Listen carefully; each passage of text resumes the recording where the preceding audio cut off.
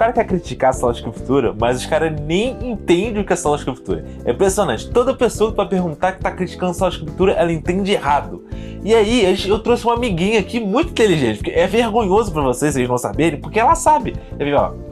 Ok, Google, o que é Sola Scriptura? Sola Escritura, segundo a Reforma Protestante, é o princípio segundo o qual a Bíblia tem absoluta primazia ante a tradição legada pelo magistério da Igreja Cristã, quando os princípios doutrinários entre esta e aquela forem conflitantes. O objetivo de você conseguir comparar quando uma tradição e a Escritura estão em conflito, você decide optar pela primazia da Escritura, ou seja, a Escritura tem preferência. É apenas isso. Então, quando a pessoa não entende isso, ela faz a tal da crítica que a Bíblia é insuficiente para poder falar que não, é o magistério da Igreja Católica que é o suficiente, mas você não entende nem que é só a Escritura, então como tu vai dizer que é insuficiente? Mas vamos entrar nesse debate hoje aqui e vamos discutir se é suficiente ou se não é suficiente para a nossa interpretação bíblica e para termos certeza da salvação. É isso aí.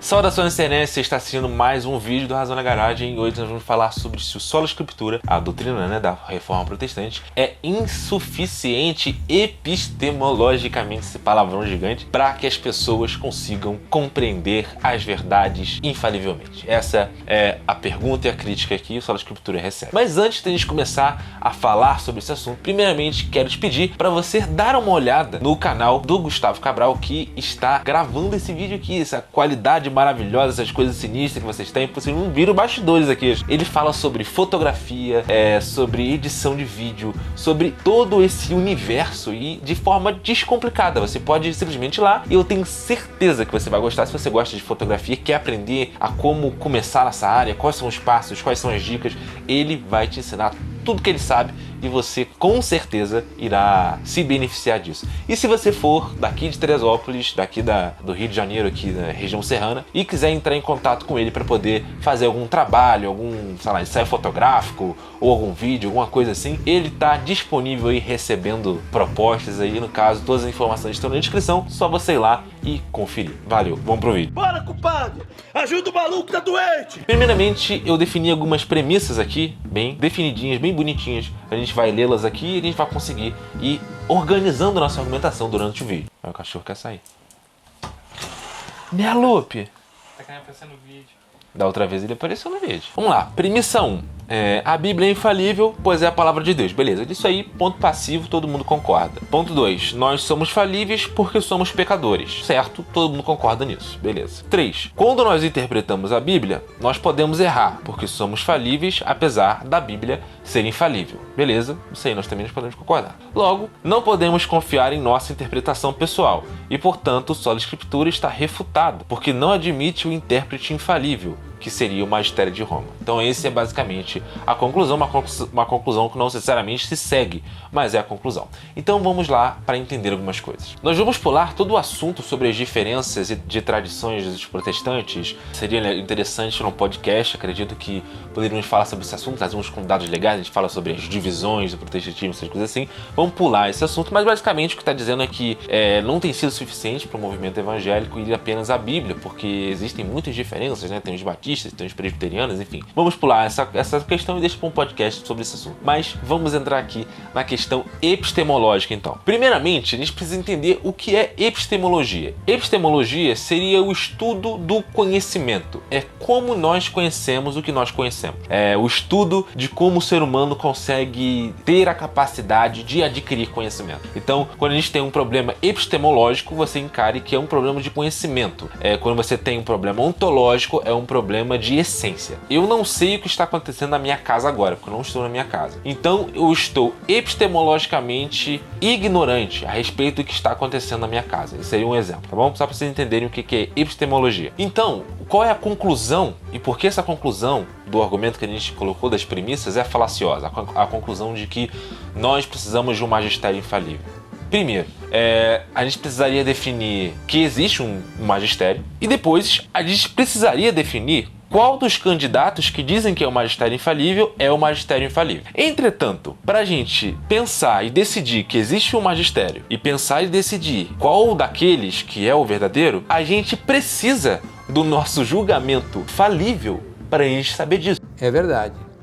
Quer dizer, às vezes não. Então, para você saber que a sua igreja é infalível, você está fadado à sua compreensão falível de que a sua igreja é infalível. Então você não tem um julgamento infalível de que a sua igreja, o seu magistério, é infalível. Eu não entendi esse final. Então parece que nós estamos no mesmo barco. Você, realmente é verdade que a minha interpretação não é infalível. A interpretação de ninguém é infalível. Tudo bem. Mas a questão é que a minha interpretação pode até não ser infalível. Só que a sua interpretação de que a sua igreja é infalível também não é infalível. Então, você também está no mesmo barco que eu. Então, eu defini aqui as mesmas premissas que eu tinha colocado lá em cima, né? As mesmas premissas que estão tentando criticar o Sala de Escritura, eu mudei os nomes e coloquei o magistério para a gente poder ver que isso também acontece com a mesma coisa. Vamos lá então. Premissa 1. O magistério de Roma é infalível porque o corpo de Cristo é infalível, né? Cristo é infalível, que é o cabeça, então os membros também são infalíveis. Tá. Depois, católicos são falíveis porque são pecadores, beleza? Isso todos nós concordamos. Todos os católicos vão concordar, né? Acredito. C. Quando católicos interpretam decisões do magistério e acreditam que esse é o magistério verdadeiro, eles também podem errar em sua interpretação. Eles podem errar na sua opinião, na sua visão, na sua impressão. Logo, católicos não podem confiar em suas interpretações e crenças no magistério, porque suas interpretações são falíveis e podem estar erradas. A questão é, beleza, estabelecemos agora que tanto evangélicos quanto católicos romanos estão no mesmo barco. E isso não é uma crítica. Eu não estou fazendo isso para criticar a igreja de Roma ou nada disso. Porque isso, para mim, não é um problema. Não sabermos infalivelmente que as nossas impressões e análises são infalíveis não faz com que a igreja esteja fadada ao erro. Porque nós fomos abençoados com a bênção do acompanhamento e da consolação do Espírito Santo, que é o Paráclito. Nós fomos abençoados por isso. A bênção que foi pronunciada por Cristo, que viria o Consolador, é uma bênção que não apenas é real para o povo daquela época, mas também é real para o nosso povo agora.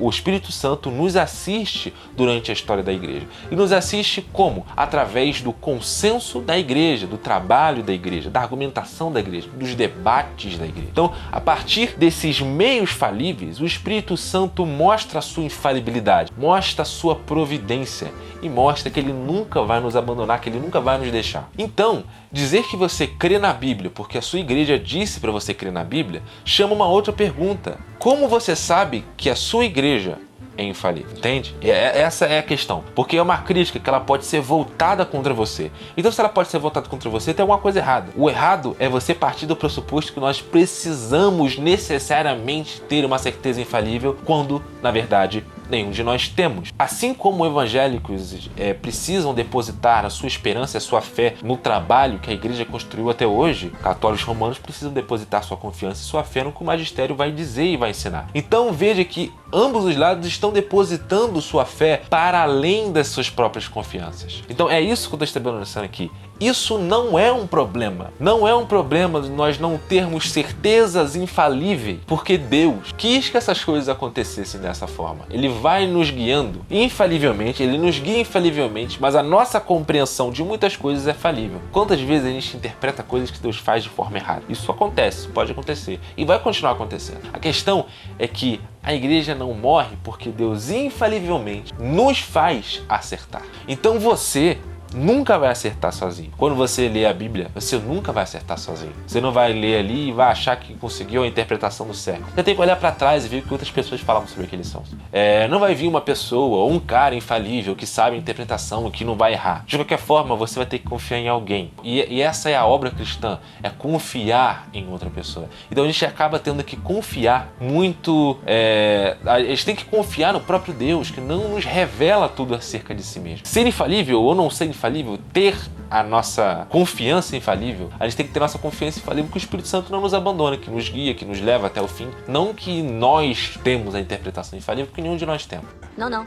Ele tem toda a razão. O Paráclito, o Espírito da Verdade, aparece 3 vezes no Novo Testamento e possui significados como consolador, como advogado. O Espírito da Verdade não apenas transmite a verdade, mas ele é a própria verdade. E a própria verdade nos comunica para a verdade, nos leva para a verdade, nos dispensa a verdade e nos encaminha para a verdade. Nesse texto, não existe um texto nem implícito nem explicitamente dizendo que Deus estaria colocando um tipo de carisma infalível na igreja.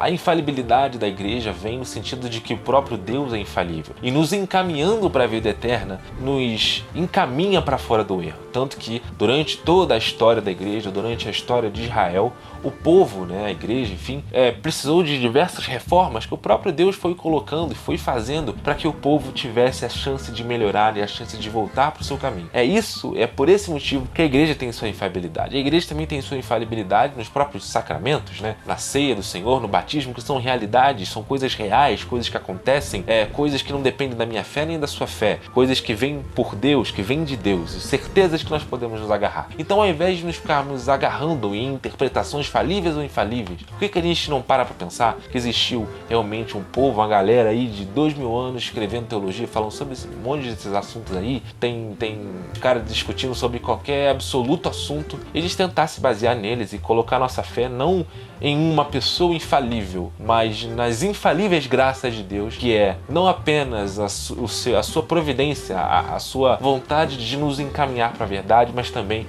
os próprios meios de graça, os meios de graça sacramentais, a ceia e o batismo, que são aquilo que também nos comunicam graça e verdade, que nós podemos confiar, que talvez a nossa interpretação da Bíblia esteja errada, mas certamente, independente de estar errada, a nossa interpretação X ou Y, Deus está nos guiando para o caminho da verdade, às vezes até através da nossa própria ignorância. Espero que você tenha gostado do vídeo até aqui. Se inscreve no canal, dá um like, comenta, compartilha, manda para os amigos e eu acredito que vai abençoar muito a vida de vocês.